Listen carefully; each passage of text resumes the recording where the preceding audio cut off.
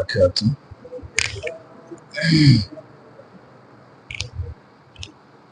إن الحمد لله نحمده ونستعينه ونستغفره ونؤمن به ونتوكل عليه ونعوذ بالله من شرور أنفسنا ومن سيئات أعمالنا من يهده الله فلا مضل له ومن يضلله فلا هادي له ونشهد أن لا إله إلا الله وحده لا شريك له ونشهد أن سيدنا وسندنا وطبيب أرواحنا ومولانا محمدا عبد الله ورسوله أرسله الله بالحق بشيرا ونذيرا وداعيا إلى الله بإذنه وسراجا وقمرا منيرا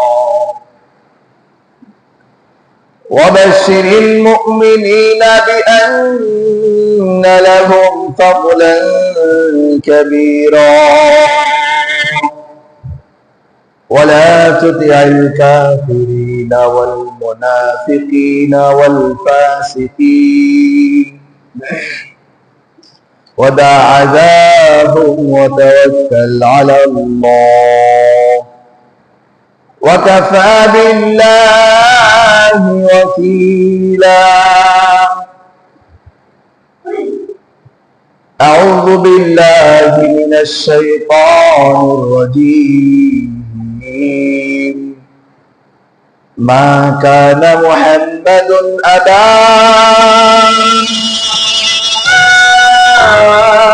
أحد من رجالكم ولكن رسول الله وخاتم النبيين وكان الله بكل شيء عليما إن الله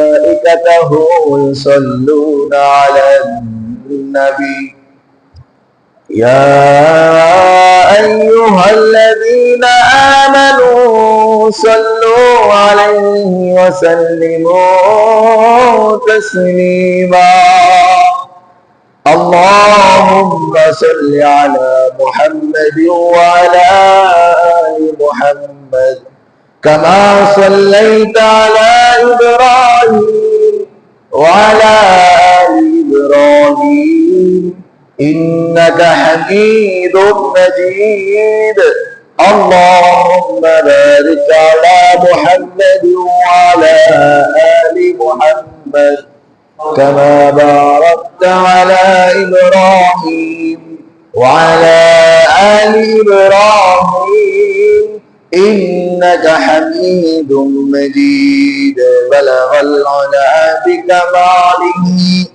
كشف الدجى بجماله حسنت جميع خصاله صلوا عليه وآله بلغ العلا بكماله كشف الدجى بجماله حسنت جميع خصاله صلوا عليه وآله سبحانك لا علم لنا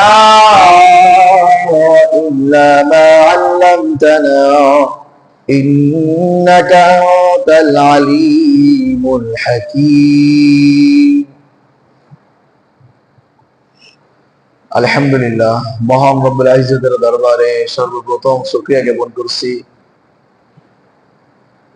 যে মহান মালিক আমাকে আপনাকে জুমার নামাজের উদ্দেশ্য করে মসজিদ পানে এসে বসার তৌফিক এনায়েত করেছেন। এই জন্য সেই রব্বুল আলামিনের দরবারে অন্তরের অন্তরস্থল থেকে মহব্বতের সহিত, ভালোবাসার সহিত একবার কালিমাতুশ শুকুর আদায় করে বলি আলহামদুলিল্লাহ। আল্লাহ রব্বুল আলামিন আমার আপনার সৃষ্টিকর্তা, ঠিক কিনা? আমার আপনার প্রভু, আমার আপনার মাবুদ, মালিক, যে আমার আপনার প্রভু, আমার আপনার রব, মাবুদ, গোলাম, আমরা আল্লাহ তাআলার গোলাম। এটার একটার বহির প্রকাশ আজকে আমাদের এখানে উপস্থিত হওয়া, আমি আপনি যে আল্লাহ তাআলার গোলাম, এটার একটা প্রমাণ। আমি আপনি এখানে আসছি, বসছি, আমরা জানি আমাদের নামাজ দেড়টায়। কয়টায়? দেড়টায়। আমরা সামনের কাতারগুলো ফাঁকা না রেখে বসি, সামনের কাতারগুলো আগে পূর্ণ করে এরপরে পিছনের কাতারে বসবো। আল্লাহ রাব্বুল আলামিনের গোলাম আমি আপনি। এই যে আমি আপনি যে আল্লাহর গোলাম, আমার আপনার রব কে? আল্লাহ। এই যে আমি গোলাম আর আমার রব আল্লাহ, এটা প্রকাশ পাবে এমন কিছু কার্যক্ষেত্র আছে যার মাধ্যমে প্রকাশ পায় যে আমি গোলাম আর আল্লাহ আমার রব। এর ভিতরে এই একটা কার্যক্রম যে আজকে আমরা এখানে দেড়টায় নামাজ জানি, তারপরেও 1 ঘন্টা পূর্বে আমরা মসজিদে ঢুকছি, এটা একটা পথ।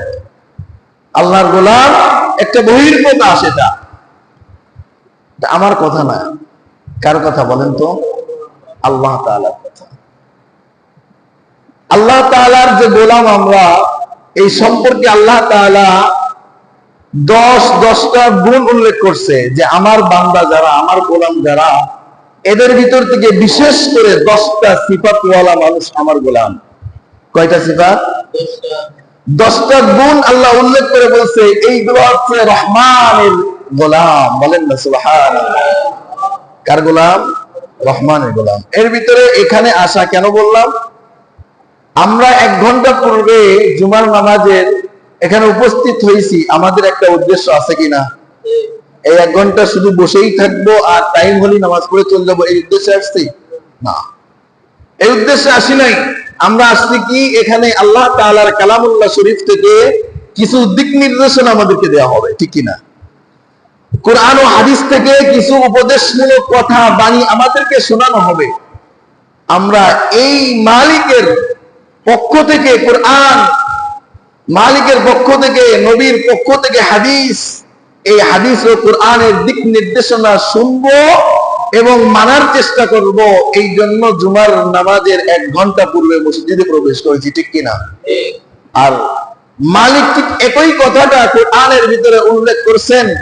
সূরা ফুরকানের ভিতরে আল্লাহ রাব্বুল আলামিন বলে, আরে আমার বান্দাদের তো একটা সিফাত, যে আমার বান্দাদেরকে যখন কোরআন তেলাওয়াত করে দিক নির্দেশনামূলক কোন তথ্য দেওয়া হয়, আমার হাবিবের সুন্নাহকে উল্লেখ করে কোন দিক নির্দেশনা, পথ ও পন্থা বাতলানো হয়, তখন আমার বান্দাগুলা শ্রবণ করে, মনোযোগ দিয়ে তাকিয়ে থাকে।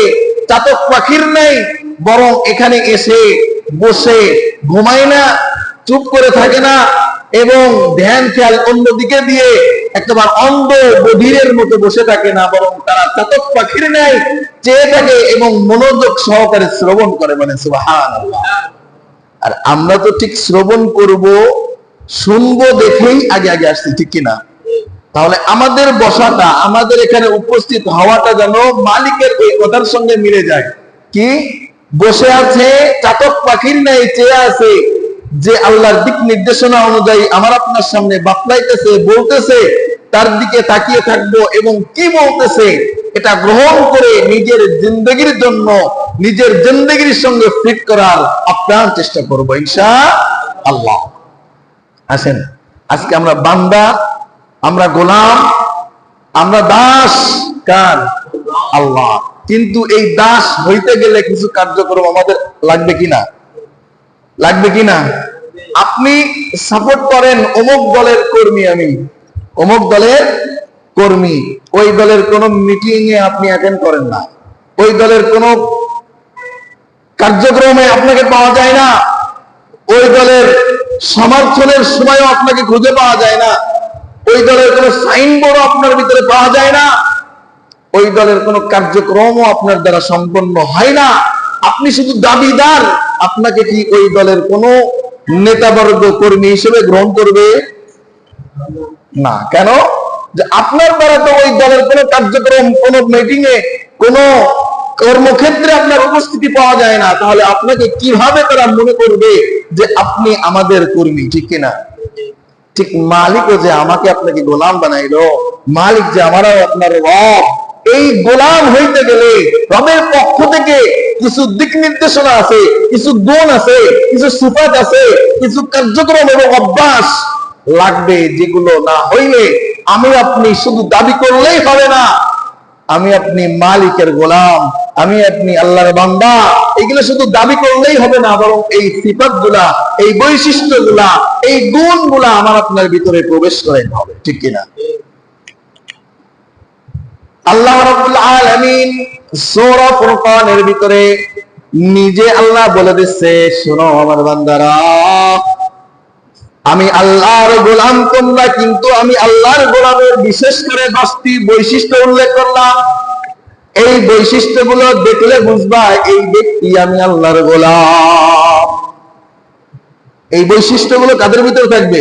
আল্লাহর গোলামদের ভিতরে, আল্লাহর বান্দাদের ভিতরে। বাকি এইগুলো যারা ইবাদত করে চলবে, আল্লাহই বলেন, স্বয়ং নিজে বলে, এইগুলো আমার গোলাম না, এইগুলো আমি আল্লাহর দাস স্বীকৃতি দিলেই হবে না, এদের জন্য রয়েছে ভয়ঙ্কর এবং কষ্টদায়ক আযাবের ব্যবস্থা। বলেন নাউজুবিল্লাহ। আজকে আমরা গুনবো কয়টা? আল্লাহ রাব্বুল আলামিন 10টা সিফাতের কথা, বিশেষ করে 10টা বৈশিষ্ট্যের কথা বলছে। আল্লাহ রাব্বুল আলামিনের বান্দা হইতে গেলে এই 10টা সিফাত আমাদের অর্জন করতেই হবে ইনশাআল্লাহ। আমরা আপ্রাণ চেষ্টা করে দেব। আল্লাহ রাব্বুল আলামিন বলেন, ওয়াইবাদুর রাহমানিল্লাযীনা ইয়ামশুনা আলাল আরদি হাওনা। 1 নম্বর সিফাত আল্লাহ রাব্বুল আলামিন উল্লেখ করেন, ওয়াইবাদুর রহমান, রহমানের গোলামদের বৈশিষ্ট্য কে বলতেছেন? আল্লাযীনা ইয়ামশুনা আলাল আরদি হাওনা, যারা জমিনের উপরে চলে। 1 নম্বর বৈশিষ্ট্য, তারা যখন জমিনের উপরে চলে, ইয়ামশুনা আলাল আরদি হাওনা, তারা নম্র ভদ্র হয়ে চলে, দাম্ভিক্যের সাথে সিনা টান করে চলে না। তারা 1 নম্বর সিফাত, আমি আল্লাহর গোলামের 1 নম্বর বৈশিষ্ট্য, যখন তারা জমিনের উপরে বিচরণ করে, চলাফেরা করে, তাদের ভিতরে নম্রতা, ভদ্রতা এবং যত ধরনের আদব আখলাক আছে সবগুলো অবলোকন করা যায়। জমিনের কথা কি কইতাম, রাস্তাঘাটের কথা তো পরে রাখেন। এই যে আমরা যেখানে বসে আছি দোস্ত, এই জায়গাটার নাম কি বলেন তো? এটার নাম কি জানি না, আমরা জানি না। বলেন সবাই, একটু বলেন। মসজিদ বললেও 40টা নেকি হয়। সুবহানাল্লাহ বলেন না? মসজিদ বললে কয়টা নেকি হয়? মিম সিন জিম দাল, কয়টা অক্ষর? প্রত্যেক অক্ষরে কয়টা নেকি? এই মসজিদ শব্দ কোরআনে আছে কিনা? তাহলে কোরআনের একটা হরফ পড়লে কয় নেকি? তাহলে মসজিদ যদি আমরা বলি তাহলে কয়টা নেকি হইলো? যদি বসে থাকি হইলো? তাহলে মুখে উচ্চারণ করেন, বলেন। আমরা যেখানে বসে আছি এই জায়গার নাম কি? মসজিদ। এই মসজিদের ভিতরে বাদশার পরিচয় আছে, ফকিরের পরিচয় আছে, ধনীর পরিচয় আছে, গরিবের পরিচয় আছে, ছোট লোকের পরিচয় আছে, বড় লোকের পরিচয় আছে। যে আগে আসবে তার স্থান আগে। দেখেন আমাদের ভিতরে কত বড় দাম্ভিকতা, কত বড় অহংকারী আমরা, কত বড় ক্ষমতাওয়ালা মানুষ। মসজিদ ভরে গেছে, আসছি পিছনে। কখন আসছি? পিছনে আসছি মানুষকে দেখানোর জন্য। আমি যে নামাজে আসছি, আমি যে একজন মুসাল্লি, আমি যে আজকে জুমার নামাজ অ্যাটেন্ড করছি, এটা বোঝানোর জন্য বিলি কেটে মানুষকে কষ্ট দিয়ে সামনের দিকে আগাই, এমন মানুষের অভাব আছে? আসেনি? আজকের দুনিয়ার উপরে স্বাভাবিক রাস্তায় স্বাভাবিক সমাজের ভিতরে চলার কথাই বাদ দিলাম, যেখানকার কথা বারবার শুনতেছি আমরা যে মসজিদে 3 ধরনের মুসাল্লি আসে, এক ধরনের মুসাল্লির নামাজ এবং দোয়া আল্লাহ কবুল করে, 2 ধরনের মুসাল্লিকে ফেরেশতারা লানত দিতে দিতে মসজিদ থেকে বের করে দেয়, তাদের নামাজ তাদের মুখের ভিতরে ছুঁড়ে মারে। এতটা কথা শোনার পরেও যারা বিলিকেটের সামনের দিকে আসে, আপনাদের কাছে আমার প্রশ্ন, এরা কি নামাজ পড়তে আসে নাকি মানুষদেরকে দেখাইতে আসে আমি মসজিদে আসছি? আমি বললাম, হাদিস শুনাইলাম যে দোস্ত, এই প্রিয় মুসাল্লি, তুমি যদি শেষে আসো, বিলিকের সামনে আসো, তাহলে তোমাকে আল্লাহ তাআলা লানত করে, আল্লাহর ফেরেশতারা বদদুয়া করতে থাকে। আপনি এই কাজটা করবেন না। আপনি এভাবে করলে জুমার নামাজ আল্লাহ তাআলা কবুল করেন না, সুস্পষ্ট বাণী রাসূলের শোনায় দিলাম। এরপরও যদি আপনি আসেন, তাহলে আপনার কাছে প্রশ্ন, ওই লোক কি নামাজ পড়তে আসলো, আল্লাহকে খুশি করতে আসলো, নাকি মানুষকে দেখানোর জন্য আসলো? এতটা কথা বলার পরেও এই কাজ যারা করবে, করে, আপনারাই বুঝে নিবেন এই লোক নামাজ পড়তে আসে না। এই লোক আল্লাহকে সন্তুষ্টি করতে মসজিদে যদি আসতো, এই মসজিদের ভিতরে কমপক্ষে দাম্ভিকতা অবলোকন করতো না, ঠিক কিনা? কমপক্ষে নিজের বড়ত্ব মসজিদের ভিতরে প্রকাশ করতো না। এখানে কোনো ধনী নাই, কোনো গরিব নাই, কোনো রাজা নাই, কোনো প্রজা নাই, কোনো বড় লোক নাই, কোনো ছোট লোক নাই, কোনো বাচ্চা নাই, কোনো ফকির নাই, যে আগে আসবে সেই আল্লাহর গোলামের পরিচয় দেবে, ঠিক কিনা? তাহলে 1 নম্বর সিফাত কার? আল্লাহর গোলামের। 1 নম্বর সিফাত কি? ইয়ামশুনা আলাল আরদ, তারা জমিনের উপরে এমন ভাবে চলে, হাওনা, একবারে নিজেকে বিলীন করে দেয়। হাদিসের ভিতরে আসছে, রাসূল করিম সাল্লাল্লাহু আলাইহি সাল্লাম বলেন, এই আল্লাহর বান্দাগুলোর ভিতরে এই সিফাতগুলো যার ভিতরে আছে, এই ব্যক্তি যখন রাস্তা দিয়ে চলে, মাথাটা নিচু করে একেবারে নম্র ভদ্রতার সাথে, যারা অন্যরা একে দেখে তারা অনেকেই মন্তব্য করে, লোকটা মনে হয় রোগাক্রান্ত, রোগে পাইছে, শোকে পাইছে, কোন দুশ্চিন্তায় আছে, এই জন্য তার চলাফেরাটা নরম, এই জন্য সে আস্তে আস্তে চলতেছে, এই জন্য সে এদিক ওদিক লক্ষ্য করে না, একবারে মাথাটা নিচের দিকে দিয়ে চলতেছে। বাকি লোকেরা এমন মন্তব্য করে, এই ভদ্রতা, নম্রতা আর সভ্যতা যার ভিতরে প্রকাশ করে। বলেন সুবহানাল্লাহ।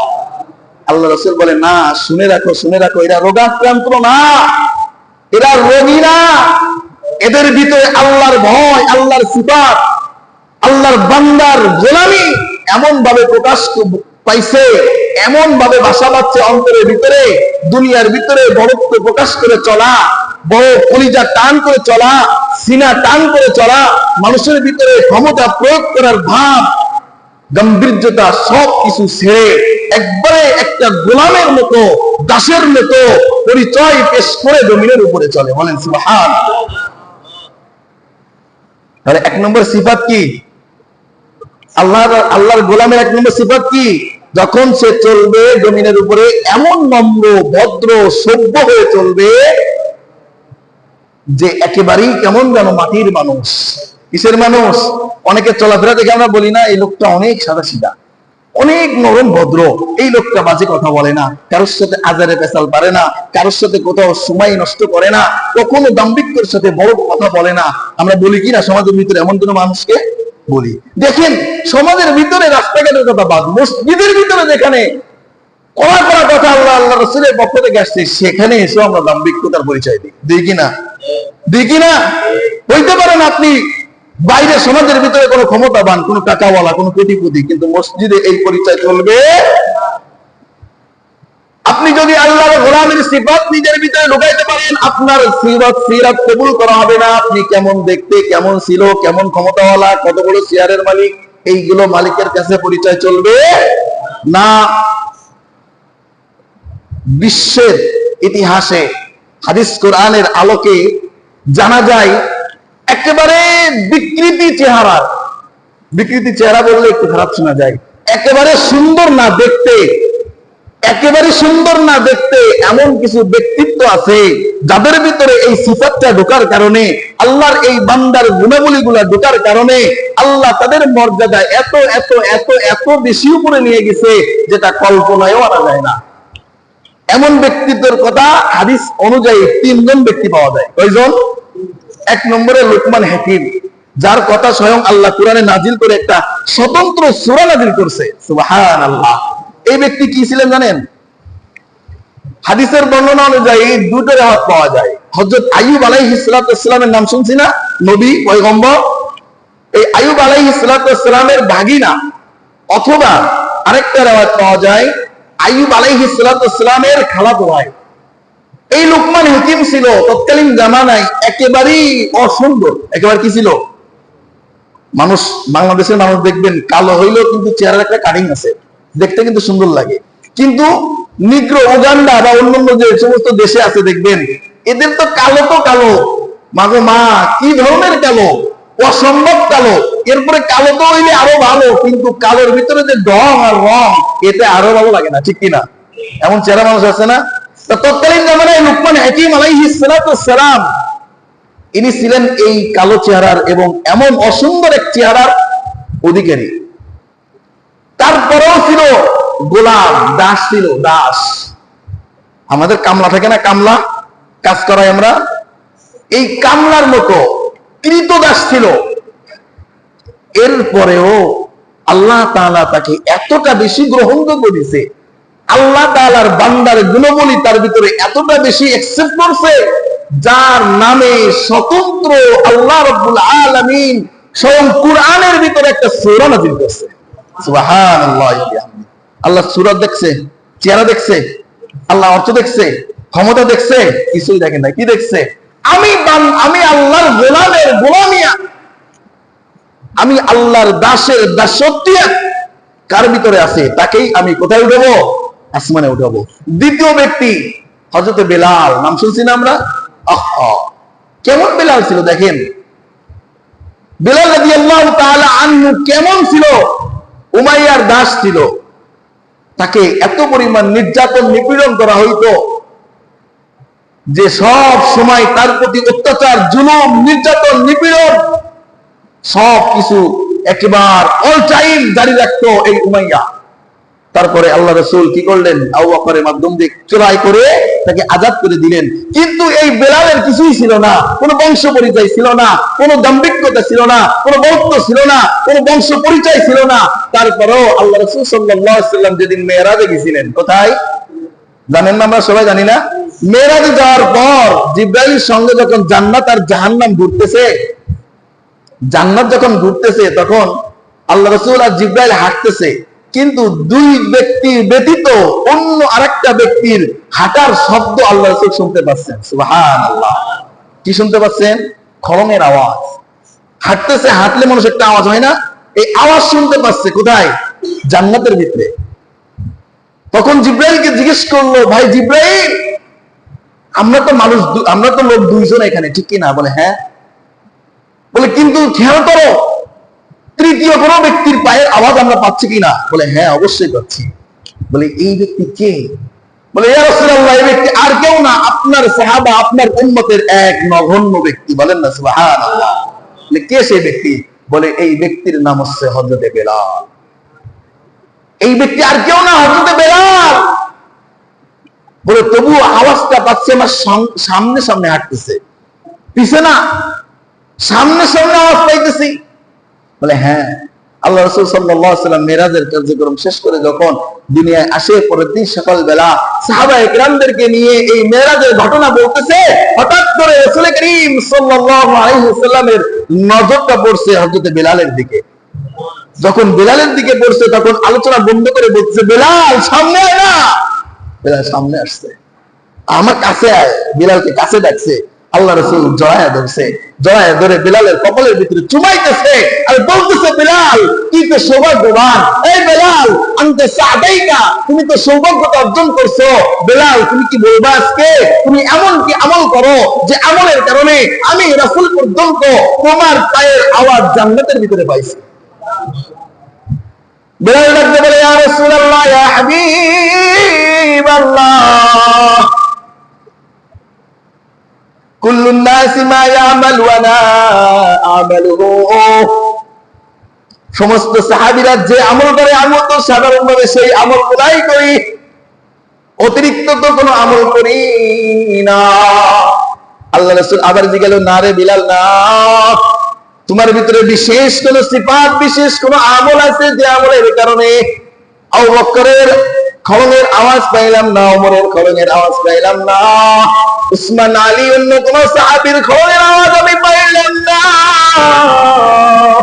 বিলাল তোর পায়ের খড়গের আওয়াজ পাইলাম জান্নাতে। বল না বিলাল, বল তোমার ভিতরে এমন কি আমল আছে যার কারণে রব্বুল আলামিন তোমাকে পছন্দ করছে, তোমার খড়গের আওয়াজ জান্নাতের ভিতরে আমি রাসূলকে শোনাইছে। বিলাল ডাকতে বলে, ইয়া রাসূলুল্লাহ, ইয়া হাবিবাল্লাহ, সবাই যে আমল করে আমল সেই আমল করি, তবে একটা আমল হয়তো আমার মনে হয় আমি খুব গুরুত্ব দিয়ে করি। বলে কি আমল? বল না বিলাল, বল। বলে আমি যখনই ওযু যাই আমার সঙ্গে সঙ্গে আমি ওযু করার চেষ্টা করি, ওযু করার সঙ্গে সঙ্গে ওযুর পানি আমার শরীর থেকে শুকানোর পূর্বে আমি 2 রাকাত তাহিয়াতুল ওযু আদায় করে লই। 2 রাকাত তাহিয়াতুল ওযু আদায় করি আমার শরীর থেকে ওযুর পানি শুকানোর পূর্বে। আল্লাহ রাসূল তত কসম দিয়ে বলে, আল্লাহ, আমি আল্লাহর নামে শপথ করে বললাম, বিলাল, তোকে আল্লাহ চেহারা দেখে নাই, তোমার কোন পরিচয় খোঁজে নাই। আল্লাহ দেখছে তোমার ভিতরে বিনয়িতা, আল্লাহ দেখছে তোমার ভিতরে কোমলতা, আল্লাহ দেখছে তোমার ভিতরে আমলের আগ্রহ, উদ্দীপনা কতখানি। এই জন্য মালিক জান্নাতের ভিতরে আমি রাসূলকে তোমার পায়ের আওয়াজ শুনাইছি। তাহলে দুনিয়ার কোন পরিচয়, কোন চাকচিক্য, কোন অর্থ সম্পদের পরিচয়, বংশের পরিচয় আর দাম্ভিকতার পরিচয় চলবে কোথায়? চলবে না আল্লাহ রাব্বুল আলামিনের দরবারে। এমন হাজারো ঘটনা আছে। লুকমান হাকিমের নাম শুনছি, কিন্তু লুকমান হাকিম একজন ছিল দাস। একেবারে কি ছিল? দাস ছিল। আর দেখতে তো সুন্দর ছিলই না। হঠাৎ একদিন করে লুকমান হাকিমকে যখন আল্লাহ হিকমত দান করছে, একদিন এভাবে মানুষদের সামনে ওয়াজ করতেছে। কি করতেছে? ওয়াজ করতেছে, বয়ান করতেছে। বয়ান করার মাধ্যমে এক লোক ওই মানুষদের ভিতর থেকে, মাঝখান থেকে আস্তে আস্তে গুড়ি গুড়ি পায় সামনের দিকে আগায় আসতেছে। সামনের দিকে আগায় আসতেছে, যেখানে বসে বয়ান করতেছে এর সামনাসামনি এসে কি যেন একটা বলবে লুকমান হাকিমকে, কি যেন একটা বলবে, সাহস করে পারতেছে না। কি পারতেছে না? কারণ দেখবেন মানুষ যখন বড় হয়ে যায়, বড় মাপের হয়ে যায়, বড় পদের হয়ে যায়, বড় চেয়ারওয়ালা হয়ে যায়, তখন তার শৈশবকালের বন্ধুরা, তখন তার বন্ধু বান্ধবরা যারা নিচু পর্যায়ে আছে, নিচের পদগুলো আছে, তারা তার সঙ্গে ওই পরিমাণ ফ্রি হতে পারে না যে পরিমাণ ফ্রি সে চেয়ার পাওয়ার আগে ছিল, যে পরিমাণ ভালোবাসা তাদের ভিতরে এই চেয়ারে বসার আগে ছিল, এই পরিমাণ ফ্রি তারা আর হইতে পারে না। যখন মানুষ বড় হয়ে যায় তখন কি হয়ে যায়? তার ভাব, তার স্টাইল, তার চাহনি, তার চলাফেরা বেড়ে যায়। ঠিক কিনা? তা ওই মুরব্বী সামনের দিকে আগায় আগায় এসে লুকমান হাকিমের সামনে বসছে। বসে লুকমান হাকিমের দিকে এমন ভাবে তাকাইতেছে, মনে হচ্ছে যেন হাকিম সাহেবকে কি যেন বলবে, লুকমান আলাইহিস সালামকে কি যেন বলার আগ্রহ, উদ্দীপনা তার ভিতরে টগবগ করতেছে। এটা লক্ষ্য করছে। কে লক্ষ্য করছে? লুকমান হাকিম লক্ষ্য করছে। তিনি বয়ান করতেছে ভাবে, বয়ান থামায় বলতেছে, আপনি কিছু বলবেন আমাকে? কিছু বলতে চাচ্ছেন মনে হয়। তখন সে দাঁড়ায় বলল, যদি অভয় দেন, যদি সাহস দেন, যদি অনুমতি দেন, তাহলে কিছু বলতে পারি। আর আমরা তো এখন হুজুরকে কিছু বলতে অনুমতি লাগে না। ঠিক কিনা? হুজুরের বয়ান বাধায় থামায় আমি আমার প্রশ্ন করব, অনুমতির প্রয়োজন মনে করি। ওই মুরব্বী জিজ্ঞেস করলো, লুকমান হাকিম, তুমি যদি আমাকে অভয় দাও, অনুমতি দাও, আমি তোমাকে একটা প্রশ্ন করতে পারি? বলে, হ্যাঁ, অভয় দিলাম, অনুমতি দিলাম, বলো।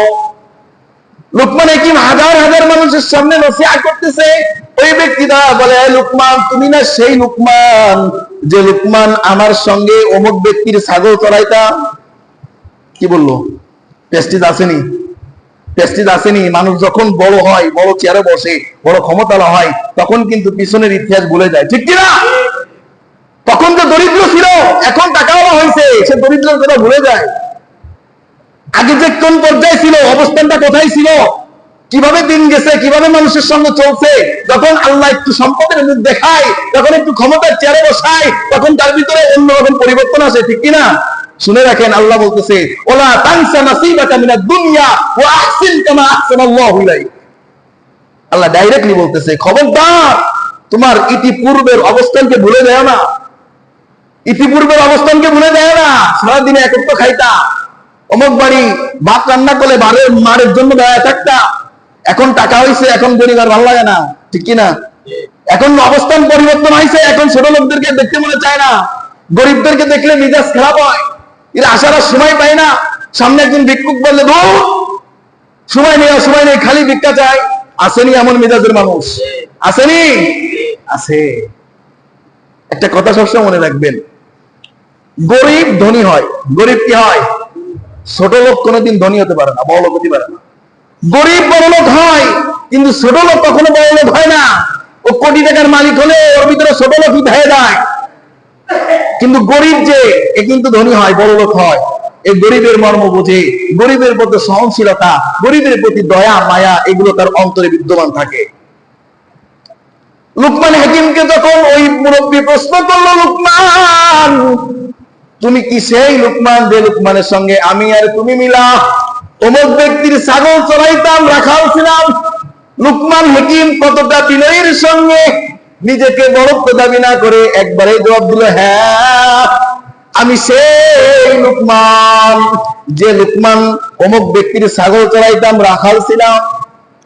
এই মুরব্বী প্রশ্ন করে, তাহলে আজকে রাখাল থেকে এই স্থানে তুমি কিভাবে আইলা? অদস্ত লুকমান হাকিম তাকে ডাকতে বলে, বন্ধু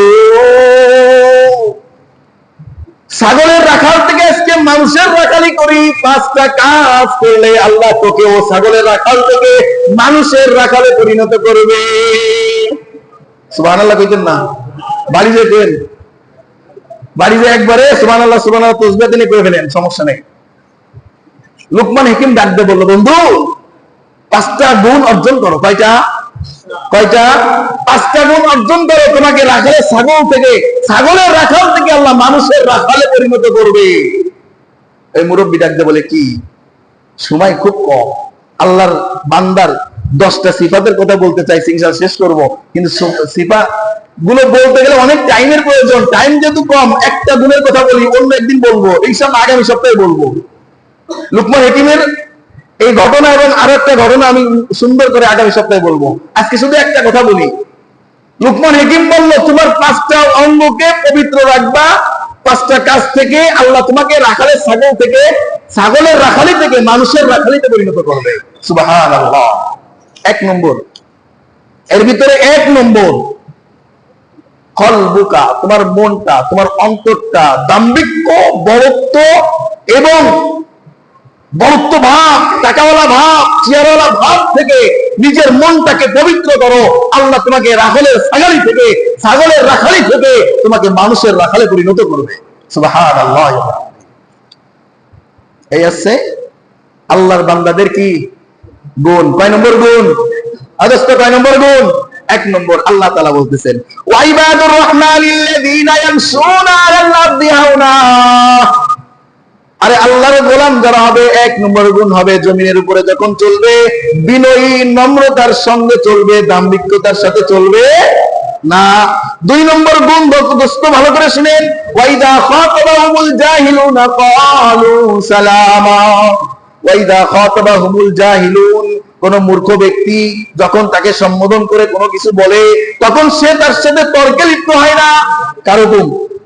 কার হুকুম? এই গুণকার আল্লাহর বান্দার। যখন কোন মূর্খ ব্যক্তি, অজ্ঞ ব্যক্তি, মনে করেন আপনি কোন বিষয় অভিজ্ঞ, আপনি কোন বিষয় অভিজ্ঞ, আপনি কারেন্ট মিস্ত্রি, একজন ইঞ্জিনিয়ার, আপনি জানেন প্লাসটা এখানে লাগাইতে হবে, মাইনাসটা এখানে লাগাইতে হবে।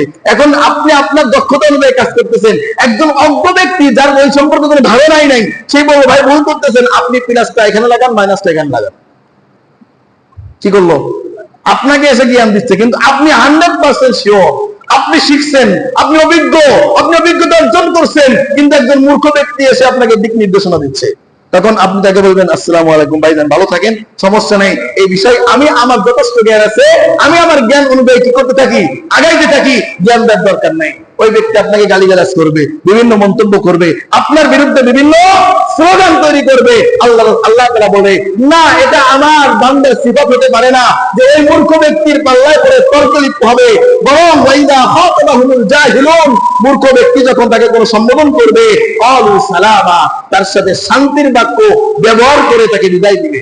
মুফাসসিরিনে কিরাম এই ব্যাখ্যার আরো অনেকগুলো ব্যাখ্যা নিয়ে আসছে। তার ভিতরে আরেকটা কথা বলি, দেখবেন লোকে লোকে ঝগড়া বাঁধে, গ্যাঞ্জাম হয়, হয় না? হওয়ার পর এক পক্ষে আরেক পক্ষকে বেকত্ব ভাষায়, অকথ্য ভাষায়, ফাহিশা ভাষায় গালিগালাজ করে, করে না? গালিগালাজ করে। আর অপর ব্যক্তি অনেক সময় দেখা যায় যে একটা গালিও দেয় না, আছে না? এই যে আল্লাহ রাব্বুল আলামিন বলে যখন কোন মূর্খ ব্যক্তি এক ব্যক্তিকে গালি দেয়, আমার বান্দা তখন একটা গালির পরিবর্তে আরেকটা গালিও কখনো দেয় না, বরং মুখ খারাপ করে এক ব্যক্তি, অপর ব্যক্তি আমার গোলাম, ওই গোলাম কখনো ওই ব্যক্তির পাল্লায় পড়ে ওই ব্যক্তির জবাবে কখনো নিজে একটা গালি দেয় না। তাহলে 2 নম্বর সিফাত পাইলাম, কোন মূর্খ ব্যক্তি যদি আপনার সাথে তর্ক করে আপনি তার সাথে তর্কে লিপ্ত হবেন। 2 নম্বর সিফাত গেল। 3 নম্বর, ওয়াল্লাযীনা ইয়াবিতুনা লিরাব্বিহিম সুজদান ওয়া কিয়ামা, আমার বান্দাগুলার 3 নম্বর সিফাত বৈশিষ্ট্য হবে তারা রাত্রি যাপন করবে। কেউ কখনো কিয়াম অবস্থায় নামাজে দাঁড়ায় থাকবে, কেউ কখনো সিজদা অবস্থায় আমার মালিকের কাছে ক্রন্দন করবে। ওয়াল্লাযীনা ইয়াবিতুনা লিরাব্বিহিম, তারা রাত্রি যাপন করবে তাদের রবের জন্য সুজদান ওয়া কিয়ামা, সিজদা অবস্থায় এবং কিয়াম অবস্থায়। আমাদের ভিতরে তো এটা নাই, একবারেই নাই, আছে নাই?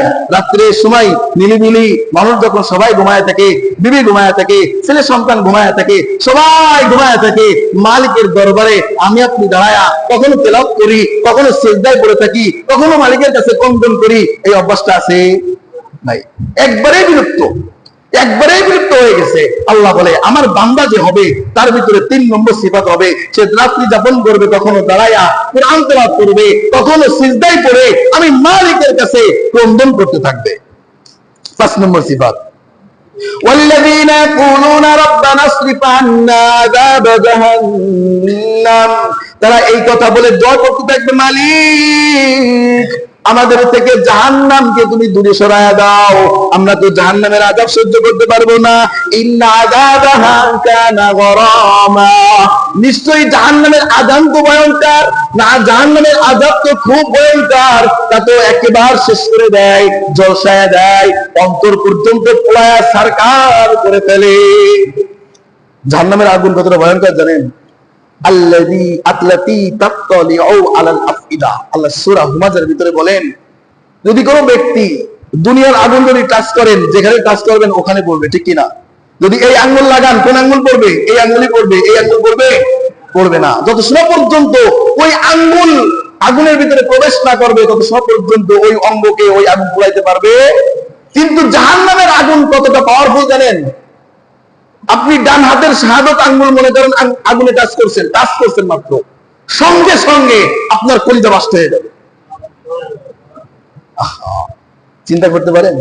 আঙ্গুলে টাচ করছেন, টাচ করার মাত্রই আল্লাতী তাত্তালিউ আলাল আফইদা, আল্লাহ তাআলা বলেন ডাইরেক্ট জাহান্নামের আগুনে স্পর্শ করবা, সঙ্গে সঙ্গে কলিজা বাস্ট হয়ে যাবে, এই অন্তরকে জ্বালায়া পোড়ায়া শেষ করে ফেলে। তাই বলতেছে ইন্না আযাবাহা কানা গরামা, হে মালিক জাহান্নামের আযাব অনেক ভয়ঙ্কর, জাহান্নামের আযাব তো অন্তরকে জ্বালায়া পোড়ায়া শেষ করে ফেলে। অর্থাৎ মালিক তুমি এই আযাবকে আমাদের থেকে হটায়া দাও, দূর করে দাও, এই আযাব আমরা ভোগ করতে পারবো। 4 নম্বর সিফাত কার? আল্লাহর বান্দার। কার? ইন্নাহা সাআত মুস্তাকাররা ওয়া মুকামা, এবং তারা বলতে থাকে মালিক জাহান্নাম আবাসস্থল হিসেবে কতই না নিকৃষ্ট, কতই না খারাপ, আমরা ওখানে থাকতে চাই না। 5 নম্বর সিফাত আল্লাযীনা ইযা আনফাকু লাম ইউসরিফু ওয়া লাম ইয়াকতুরু ওয়া কানা বাইনা যালিকা কাওয়ামা, আমার বান্দাদের 5 নম্বর বৈশিষ্ট্য হলো ওই বান্দাগুলা যারা অর্থবিত্ত হয়, অর্থ হাতে পাওয়ার পর তারা অর্থের প্রতি সামঞ্জস্যতা বজায় রাখা, যেখানে যেটা খরচ করার দরকার সেখানে সেটা খরচ করে, কখনো কৃপণতার পরিচয় দেয় না, এবং ওয়ালা মিসরিফু, এবং কখনো তারা অতিরিক্ত ব্যয় করে না। আজকে সমাজের ভিতরে যারা অর্থ করিয়াছি, দুঃখের বিষয় কইতে গেলে মনে ব্যথা হয়। আল্লাহ তাআলা যাদের সম্পদ দিছে, এরা যে ব্যয় করে এমন জায়গায় ব্যয় করবে যে জায়গা ব্যয় না করলেও চলে, এমন ভাবে ব্যয় করবে না আমার কামের জন্য, কিন্তু মসজিদে 50 টাকা বেতন, মাসিক বেতন 1 বছর যাবত বাকি আছে কিনা? 50 টাকা মসজিদে দেয় না, হুজুরের 1000 টাকা হাদিয়া দেয় না, 500 টাকা ইসের হাদিয়া তাও দেয় না। কি করে? এমন জায়গা খরচ করবে লক্ষ লক্ষ টাকা, দুলিশাত হয়ে যাচ্ছে, কখনো মনের ভিতরে আফসোস আসে না, ভাই এই টাকাটা তো এখানে না খরচ করলেও পারতাম, আমার তো প্রয়োজন ছিল না, কিন্তু মসজিদে তো 100 টাকা আমার মাসিক বেতন আছে, 12 মাস বাকি, প্রতিদিন আসে, প্রতি মাসের শুরুতে আসে ইমামের বেতন, দিই না 100 টাকা, 1 বছর যাবত ফিরায় দিতেছি, তখনই টাকা সব থাকা সত্ত্বেও তার প্রতি আমরা কি করি না? একটু চিন্তা ভাবনা করি না। আল্লাহ তাআলা তাই বলতেছেন, অর্থ দেওয়ার পর তারা ভুলেই যায়, না আমার কামের পিছনে ছুটে বেড়ায়, অথচ যেখানে খরচ করা দরকার, যেখানে দেওয়া দরকার সেখানে দেয় না। দেখবেন 10 টাকার জন্য ইজ্জত খাওয়াইতে রাজি, কিন্তু 1 লক্ষ টাকা ব্যয় করতে, অপচয় করতে দ্বিধাবোধ করে না। আসে না এমন সমাজে মানুষ? 10 টাকার জন্য ইজ্জত বিক্রি করে দেবে। এদিকে 10 টাকা খরচ করলে আপনার ইজ্জত বাঁচে, খরচ করবে না। আমার ইজ্জত যায়, আমার টাকা বলো, ঠিক কিনা? আসেনি? আবার এমন জায়গা আছে লক্ষ টাকা খরচ করবে, কোনো আসে না যায় না, শুধু একটু নাম কামার লাগা ব্যাস লক্ষ লক্ষ টাকা খরচ করবে, একবারও ভাববে না। আছে না? আছে। আল্লাহ তাআলা বলেন না, এটা আমার বান্দার সিফাত হইতে পারে না। আমার বান্দার সিফাত তো অর্থ যেখানে খরচ করা দরকার সেখানে পর্যাপ্ত খরচ করবে, যেখানে করলে অপচয় হবে এইখানে কখনো কোনো অবস্থাতেই খরচ করবে না। 6 নম্বর সিফাত আল্লাহ তাআলা বলেন, والذين لا يدعون مع الله إلها آخر। আমার বান্দাদের 6 নম্বর সিফাত হইতেছে আমার বান্দারা কখনো আল্লাহর সঙ্গে শিরিক করে না। কি করে না? আল্লাহর সঙ্গে শিরিক করে না। যেগুলো আল্লাহর ক্ষমতা, আল্লাহর কাছে চানেওয়ালা, আল্লাহর কাছে চাইতে হয়, আল্লাহর কাছে পাইতে হয়, এইগুলো কোনো মানুষের দরবারে দ্বারস্থ হয় না, মানুষের দরবারে মানুষের কাছে মুখাপেক্ষী হয় না। তারা সিজদায় পড়ে কার কাছে চায়? আল্লাহ তাআলার কাছে। আল্লাহ বলে কখনোই তারা আমি আল্লাহর সঙ্গে শিরিক করে না। এবং 8 নম্বর সিফাত, ওয়ালা ইয়াকতুলুনা আন-নাফসাল্লাতী হারামাল্লাহু ইল্লা বিল হক ওয়ালা ইয়াজনুন। তারা কখনো কোনো অবস্থাতেই কোনো ব্যক্তিকে অন্যায়ভাবে আঘাত করে না। অন্যায়ভাবে কোনো ব্যক্তিকে আঘাত করে? আজকে আঘাতের তো অবস্থা খারাপ। আজকে আঘাতের অবস্থা খারাপ, সময় নাই, সময় সংক্ষিপ্ত। একটা আয়াতের ব্যাখ্যা করতে গেলে এক জুমার বয়ান লাগবে। 9 নম্বর সিফাত, 8 নম্বর সিফাত আল্লাহ রাব্বুল আলামিন বলে ওয়ালা ইয়াজনুন। আমার বান্দাগুলো আমার যারা ভয় করে, আমি আল্লাহর গোলাম যারা পরিচয় দেয়, এরা কখনো জিনা করে? এরা কখনো জিনা করে না। আমরা বলতে পারি অনেকে, হুজুর আমরা তো জিনা করি না, কোনোদিন অপর মহিলার দিকে কি করি না, হাত বাড়াই নাই, অপর মহিলায় অভ্যস্ত হয় নাই। অথচ শুধু জিনা ডাইরেক্টলি করার নাম জিনা না। আল্লাহ রাসূল সাল্লাল্লাহু আলাইহি সাল্লাম বলেন, চোখের জিনা দেখা, হাতের জিনা ধরা, মনের জিনা চিন্তা করা, পায়ের জিনা এগিয়ে যাওয়া। এখন আপনি দেখেন কিনা অবৈধ কার্যক্রম? দেখেন কিনা? এগুলো দেখলেই আপনার নামে জিনা উঠে যাবে। কাল কিয়ামতের ময়দানে যখন আল্লাহ তাআলা আমলনামা খুলে দিবে, প্রকাশ করবে, তখন দেখবো আমার জিনা অমুক মহিলার সাথে, আমার জিনা অমুক বেডির লগে, আমার জিনা অমুকের বোন লগে। তখন তাকায় তাকায় তো কিরে, আমার জিনা আমি তো কোনোদিন এই ব্যক্তিকে কি করি না, স্পর্শ করি নাই। কিন্তু মামার তুমি হেঁটে গেছো, ওই মহিলার দিকে নজর পড়ছে, তুমি ভালো করে একটু দেখে লইলা, দেখার পরে খানিক সময় চিন্তা করলা, মজা লইলা, ব্যাস তোমার নামে কি হয়ে গেছে? ওই ব্যক্তির সঙ্গে জিনা করা তোমার আমল নামায় বিসমিল্লাহ বলে উঠাইয়া দিছে। আর আমরা যারা মাশাআল্লাহ বিবিকে বের করে দিই, মেয়েকে বের করে দিই, সন্তানকে বের করে দিই রাস্তায় খোলামেলা অবস্থায়, এই গার্জিয়ান গুলা শোনেন, আল্লাহ রাসূল সাল্লাল্লাহু আলাইহি ওয়াসাল্লাম বলেছেন, আপনি দায়ুস, আপনার বিবি যদি বেপরদা রাস্তায় চলে, আপনার মেয়ে যদি বেপরদা রাস্তায় চলে, আপনার বোন যদি বেপরদা রাস্তায় চলে, আপনার মেয়ে যদি পেট পিট বের করে রাস্তায় চলে, তাহলে আপনার নাম দায়ুস। দায়ুসের জন্য আল্লাহ তাআলা শুধু জান্নাত না, জান্নাতের সুগ্রাণও চিরস্থায়ীভাবে হারাম করে দিয়েছে। জান্নাতের সুগ্রাণ 500,000 বছর দূর থেকে পাওয়া যায়, 500,000 বছরের দূরত্বের দূর থেকে পাওয়া যায়। এত দূর পর্যন্ত আপনার জন্য হারাম। আপনি যদি দায়ুস হয়ে থাকেন, আপনার স্ত্রী, আপনার বিবি, আপনার মেয়ে, আপনার মা, আপনার বোন যদি বেপরদায় রাস্তায় চলে, ওই ব্যক্তির সঙ্গে যে কয়েকজন তাগাইবে, মজা নিবে, সবার সঙ্গে আপনার মা, আপনার স্ত্রী, আপনার বোন, আপনার মেয়ের সঙ্গে জিনা হয়ে যাবে। আল্লাহ তাআলা আমাদের সবাইকে সঠিক বুঝদান করে বলেন আমিন। আল্লাহ রাব্বুল আলামিন বলে আমার বান্দাদের গোল হচ্ছে ওলা ইয়াজনুন, তারা চোখের জিনা করে না, হাতের জিনা করে না, বাস্তবিক জিনা করে না, একেবারে এই সমস্ত কাজ থেকে বেঁচে থাকে। আল্লাহ বলতেছে ওমাই ইয়াফআল যালিকা ইয়ালকা আসামা, কথাটা একটু নরম নরম লাগে, এরা করে না, সাধারণ করলে মনে হয় কোনো সমস্যা নাই। আল্লাহ বলতেছে না রে বলো, আল্লাহ বলতেছে ওমাই ইয়াফআল যালিকা, যদি এই কাজ তুমি করো, ওমাই ইয়াফআল যালিক, যদি এই কাজ করো, ইয়ালকা আসামা, অতি শীঘ্রই তোমার জন্য প্রস্তুত করা হয়েছে জাহান্নামের আযাব, যেটা তোমাকে পাকড়াও করবে, অতি তাড়াতাড়ি তোমাকে পাকড়াও করবে। ইদাআফলাহুল আযাবু ইয়াউমাল কিয়ামাতি ইয়াখলুদু ফীহি মুহানা, শুধু পাকড়াও করবে না, তোমাকে ওর ভিতরে এমন ভাবে নিক্ষেপ করা হবে চিরস্থায়ী ভাবে, ইয়াখলুদু ফীহি মুহানা, অপদস্থ, অপমানিত, কষ্টদায়ক আযাবের ভিতরে চিরস্থায়ী ভাবে থাকতে হবে। যদি কি করি, এই যে কার্যক্রম গুলো বললো, এগুলো যদি নিজের ভিতরে না আনি, এইগুলো ওভারটেক করে যদি চলতে থাকি, তাহলে আল্লাহ তাআলা এই ঘোষণা দিছে জাহান্নামে থাকবা চিরস্থায়ী ভাবে। ইল্লা মান তাবা ওয়া আমানা ওয়া আমিলা আমালান সালিহা, তবে যদি করে ফেলো, তবে যদি করে ফেলো, করার পরে মান তাবা, তওবা করো, ওয়া আমানা ওয়া আমিলা আমালান সালিহা, আল্লাহর প্রতি বিশ্বাস স্থাপন করে সৎ কাজে, সৎ আমলে আত্মনিয়োগ করো, ফাউলাইকা ইবাদদিলুল্লাহু সাইয়্যাতিহিম হাসানাত, তবে শুনে রাখো আল্লাহ শুধু তোমাকে ক্ষমা করবে এমনটা নয়, তোমাকে তো ক্ষমা করবেই করবে, তোমার গুনার পাহাড়গুলা, ইবাদদিলুল্লাহু সাইয়্যাতিহিম, তোমার গুনার পাহাড়গুলা হাসানাত, নেকির পাহাড়ে পরিবর্তন করে দেবে। তুমি যে জিনা করছো, ব্যভিচারী করছো, যাই কিছু করছো না কেন, করার পর হুজুরের বয়ান আজকে শুনে হুজুর ভালো লাগছে, অন্তরের ভিতরে অনুতপ্ত হয়েছে, অন্তরের ভিতরে আফসোস আসছে, যাক আজকে থেকে তওবা করলাম, ভালো হয়ে গেলাম। অকৃত্য ভাবে যদি তওবা করো, আল্লাহ বলে তোমার গুনার পাহাড়কে আল্লাহ তাআলা মাফ করে দেবেই, ওই গুনার পাহাড়কে সওয়াবের পাহাড়ে পরিবর্তন করে দেবে। ইবাদদিলুল্লাহু সাইয়্যাতিহিম হাসানাত, তোমার গুনার পাহাড়কে আল্লাহ সওয়াবের পাহাড়ে পরিবর্তন করবে। ওয়া কানাল্লাহু গফুরুর রহিমা, আর তুমি তো জানো আল্লাহ দয়াশীল, আল্লাহ রহমান, ঠিক কি না? ওয়ামান তাবা ওয়া আমিলা সালিহান ফাইন্নাহু ইয়াতুবু ইলাল্লাহি মাতাবা, আর যারা সৎ কাজের ভিতরে আত্মনিয়োগ করে, খারাপ কাজ ছেড়ে দেয়, এদের প্রতি আল্লাহ তওবা কবুল করে, এদের তওবা আল্লাহ কবুল করে। এবার আসেন 9 নম্বর সিফাত বান্দাদের, ওয়াল্লাযীনা লা ইয়াশহাদুনা যুর, কখনোই মিথ্যা বলে না, কখনো কি বলে না, মিথ্যা বলে না। আর আজকে আমাদের মিথ্যা 10টার ভিতরে 11টা, ঠিক কি না? 10টার ভিতরে 11টা মিথ্যা কথা বলে, বিশেষ করে ব্যবসায়ীরা। চাইনা মাল, জাপানিজ আসেনি, আসেনি, হারাম হারাম হারাম। আপনার চাইনা মাল 10 টাকা দিয়ে কিনছেন, চাইনাই বেশি 100 টাকা বেচছেন, আপনার জন্য হালাল। চাইনা মাল 10 টাকায় কিনে যদি আপনি জাপান বলে 1 টাকাও বেচেন, ওই 1 টাকা আপনার জন্য হারাম, ওই 1 টাকা আপনার জন্য হারাম। শুধু এতটুকুই বললাম আজকে। ওয়াল্লাযীনা লা ইয়াশহাদুনা যুর, কখনোই তারা মিথ্যা কথা বলে না। ওয়া ইযা মাররু বিল-লাগবি মাররু কিরামা, শুধু মিথ্যা বলে এমনটা না, মিথ্যা বলে না এমন না।